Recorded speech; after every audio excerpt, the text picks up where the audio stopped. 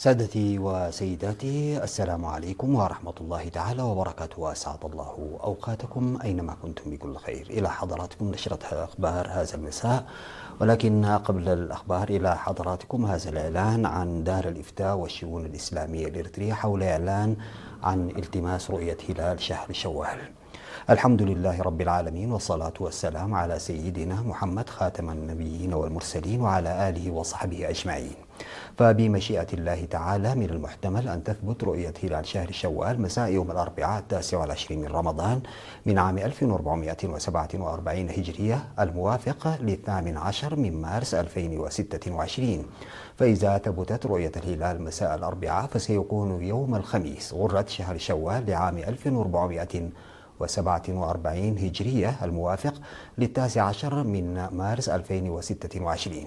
وإن لم تثبت رؤيته مساء ذلك اليوم فسيكون أوله الجمعة 20 من مارس 2026. فالمرجو متابعة وسائل الإعلام مساء الأربعاء.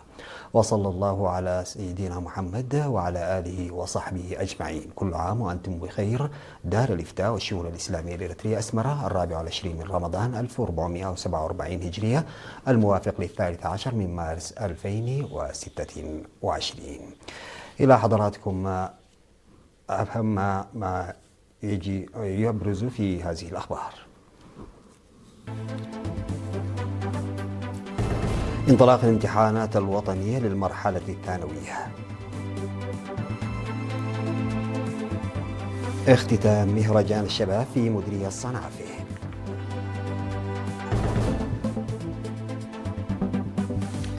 مركز التسنية الصحي يقدم خدمات علاجية متميزة للعيون. ترامب يحث المستفيدين من مضيق هرمز على القتال وغارات إسرائيل على لبنان. الصين تهاجم التحقيقات التجارية الأمريكية وتتوعد بإجراءات مضادة. مقتل 22 من عناصر حركة الشباب في الصومال.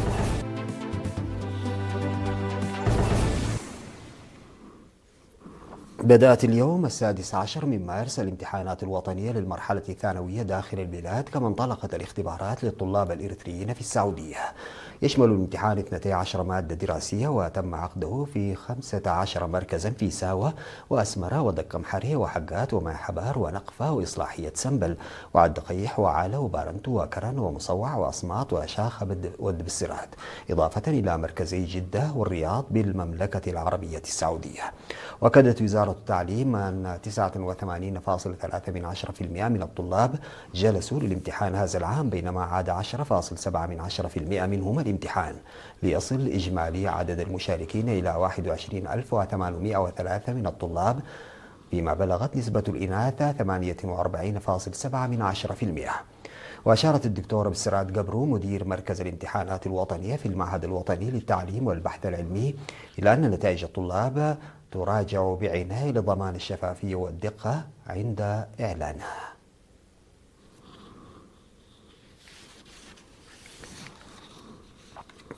اختتم في مديرية الصنعفة المهرجان الذي نظم على مستوى إدارات الضواحي لمدة شهر، بدءا من 15 من فبراير المنصرم إلى 15 من مارس، تحت شعار تنظيم المجتمعي أساس الكفاءة الشاملة لشبابنا. اختتم بتوزيع الجوائز على الفائزين. وفي حفل الختام أشاد المدير التنفيذي مديرية الصنعفية السيد هبتة كداني بالروح التنافسية الحماسية التي أظهرها المشاركون. وقال رئيس الاتحاد الوطني للشباب والطلاب في مديرية الصنعفية الشاب هبتة أبنغاسي إن الثقافة والهوية هما أساس كل شيء، حثا الشباب بالاهتمام بقيمهم الوطنية والمجتمعية. من جانبه أوضح رئيس الاتحاد في الإقليم الجنوبي السيد قرماي قبرو بعد أن استعرض أهمية المهرجان أن المهرجان يعرف الشباب بثقافة المجتمع وقيمه، موصيا بالمحافظة على التنظيم الدقيق للمهرجان والمحتوى الذي قدم. وأشاد رئيس الاتحاد الوطني للشباب والطلاب السيد صالح أحمد دين بمساهمة البرنامج في خلق رؤية وتطلعات مشتركة بين الشباب وبناء الوحدة والتفكير السليم، فضلا عن تشجيع العمل الجاد والإبداع، معربا عن إعجابه بالمهرجان. وفي الكلمة الختامية قال حاكم الإقليم الجنوبي السيد هبتاب تسفازيون إن ثقافتنا المتحضرة ليست مجرد انعكاس لهويتنا الوطنية الموحدة، بل هي أيضا أساس تنظيمنا القوي، مؤكدا العمل للدفع ببناء الشباب وفق القيم الوطنية والمجتمعية. وفي الختام تم توزيع الجوائز على الفائزين على المستويين المحلي والفردي، حيث نالت إدارة ضاحية صنعاء ومباسيرة كأس المهرجان.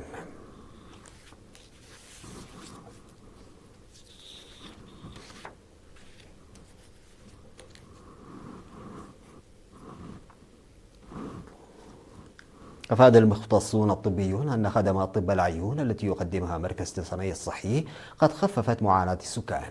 وقال مدير المركز السيد برهي حدقو إن خدمات طب العيون بدأت في المديرية منذ عام 2016، مما وفر على السكان تساني وقلوج عناء السفر إلى المدن الكبرى الأخرى، مؤكدا أن القدرات التخصصية والإمدادات الكافية من الأدوية في المركز كافية لعلاج مشاكل العيون، وإنهم يرسلون الحالات المستعصية إلى المستشفى التحويلي في بارمتو.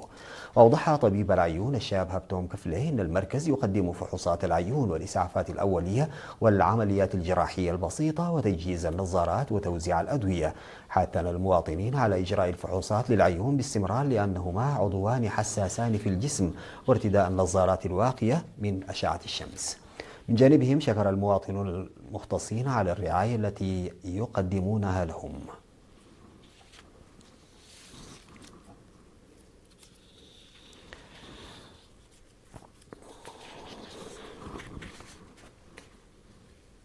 نظمت في مديرية عدقيح في 10 من مارس الجاري ورشة للتوعية بالتغير المناخي بمشاركة عدد من المسؤولين والخبراء المحليين.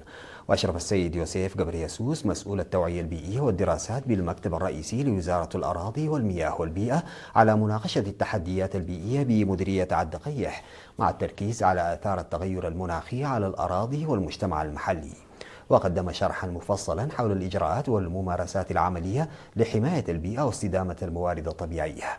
كما أشار السيد تكيت خلماريان مسؤول البيئة بالإقليم الجنوبي إلى أهمية التعاون المحلي لتنفيذ المشاريع البيئية، مؤكدا على الالتزام بمبادرات الحفاظ على الموارد المائية وحماية الأراضي الزراعية من التدهور.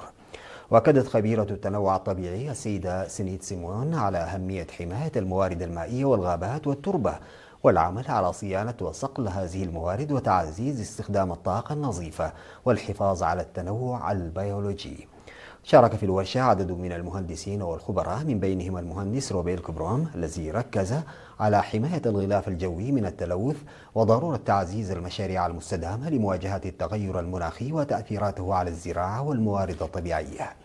وأكد المشاركون على ضرورة رفع الوعي المجتمعي حول التغير المناخي وتبني الممارسات البيئية السليمة لضمان مستقبل مستدام للمديرية وسكانها.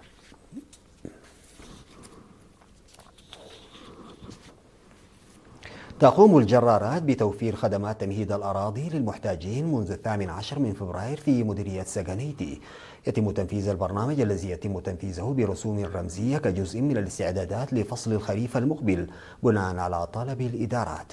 وقال مسؤول قسم إدارات الجرارات في مؤسسة الغلال والمؤشر السيد سعيد إبراهيم أنه تم حراثة 104 هكتارات من الأراضي في الإدارات في أخرور وعد ونصي ودقرلبئة حتى الآن. وناشد المزارعون من جانبهم الجهات المختصة لاستمرار هذا الدعم.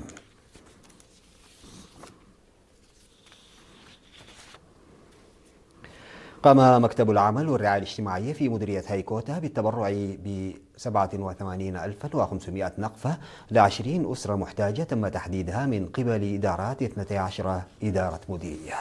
بناء على ذلك تم توزيع الدواب والضأن على كل عائلة حسب ما أفاد به منسق المكتب السيد تخلك دانه. وذكر أن المساعدة المماثلة التي قدمت سابقا قد ساهمت بشكل ملحوظ في تحسين معيشة الأسر المستفيدة، مذكرا المستفيدين منها باستثمارها بشكل جيد.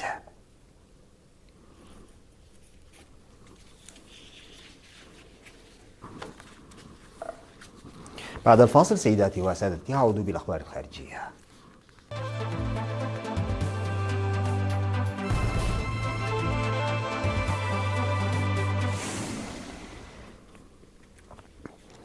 قال الرئيس الأمريكي دونالد ترامب إن العملية العسكرية في إيران تتقدم بشكل رائع، وأشار إلى أن بلاده لا تحصل على شيء من النفط عبر مضيق هرمز، مطالبا الدول المستفيدة من المضيق بالقتال والدفاع عنه حسب قوله. وميدانيا شنت إسرائيل غارات على الضاحية الجنوبية للعاصمة اللبنانية بيروت وعدد من مدن وبلدات جنوبي لبنان بينها الخيام وبنت جبيل. وأعلن الجيش الإسرائيلي أنه يشن موجة ضربات واسعة النطاق ضد طهران، مؤكدا أن الضربات استهدفت البنية التحتية للنظام الإيراني. وفي سياق متصل، كشفت القناة 12 الإسرائيلية أن إسرائيل والولايات المتحدة وافقتا بالفعل على الخطط العملياتية للأسابيع الثلاثة المقبلة الخاصة بالحرب على إيران. وأشارت القناة إلى أن تقديرات الاستخبارات العسكرية الإسرائيلية تشير إلى تدمير 100 بطارية مضادة للطائرات و120 رادار، وإخراج 70% من منصات إطلاق الصواريخ الإيرانية من الخدمة. في المقابل، أعلن الحرس الثوري الإيراني أن الهجوم على جزيرة خارك سيصنع معادلة جديدة وقاسية لأسعار الطاقة وتوزيعها في العالم. انتقدت الصين بشدة التحقيقات التجارية التي أجرتها الولايات المتحدة بشأن ما تصفه بالفائض في القدرة الإنتاجية، مؤكدة احتفاظها بالحق في اتخاذ إجراءات مضادة. وذكرت وزارة التجارة الصينية في بيان لها إنه ليس من حق الولايات المتحدة تحديد ما إذا كان الشريك التجاري لديه فائض في القدرة الإنتاجية بشكل أحادي الجانب عبر التحقيق بموجب المادة 301 أو اتخاذ تدابير تقييدية منفردة بناء على ذلك. وكانت واشنطن قد كشفت عن تحقيقات تستهدف فائض الإنتاج الصناعي والعمل القسري، وهي التحقيقات التي ورد اسم الصين فيها كأحد الأهداف الرئيسية. وفي سياق متصل، التقى مسؤولون من الصين والولايات المتحدة في باريس لإجراء محادثات تجارية بين البلدين وفق ما أفادت به وكالة أنباء شينخوا الصينية الرسمية.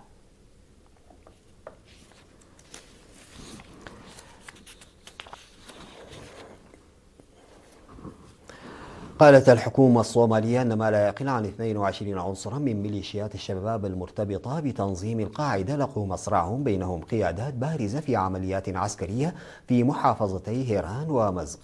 وذكرت وكالة الأنباء الوطنية الصومالية أن الجيش نفذ عمليتان عسكريتان ضد مسلحي حركة الشباب، الأولى كانت في منطقة دوماي بمحافظة مزق، واستهدفت تجمعا للميليشيات وأسفرت عن مقتل 15 من عناصرها وقياداتها.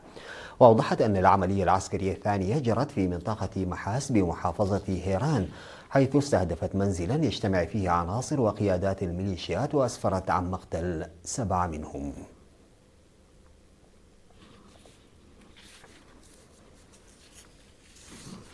أقيمت الدورة 98 من جوائز الأوسكار، حيث شهد الحفل تتويج عدد من أبرز الأعمال السينمائية العالمية لعام 2025. وفاز مايكل بي جوردن المرشح لأول مرة بجائزة أوسكار أفضل ممثل عن تجسيد دور توأمين في فيلم سينرز، الذي يمزج بين عدة أنواع فنية ويحكي قصة مصاصي دماء. وفازت جيسي باكلي بجائزة أوسكار لأفضل ممثلة عن دورها في فيلم هامند، لتصبح أول امرأة إيرلندية تفوز بهذه الجائزة. وحصد فيلم وان باتل أفتر أنذر جائزة أفضل فيلم، كما فاز مخرجه بول توماس أندرسون بجائزة أفضل مخرج، ليصبح الفيلم أبرز الفائزين خلال الحفل بعد حصوله على عدة جوائز رئيسية. كما فاز الممثل شون بين بجائزة أفضل ممثل مساعد، في حين نالت الممثلة آمي ماديغان جائزة أفضل ممثلة مساعدة.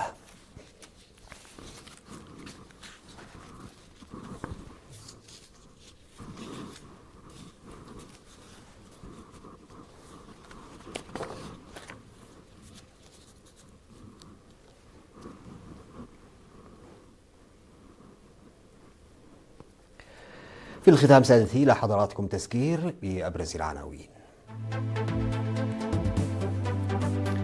انطلاق الامتحانات الوطنية للمرحلة الثانوية.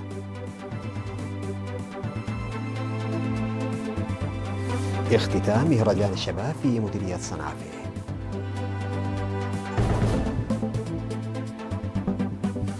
مركز تسنية الصحي يقدم خدمات علاجية متميزة للعيون.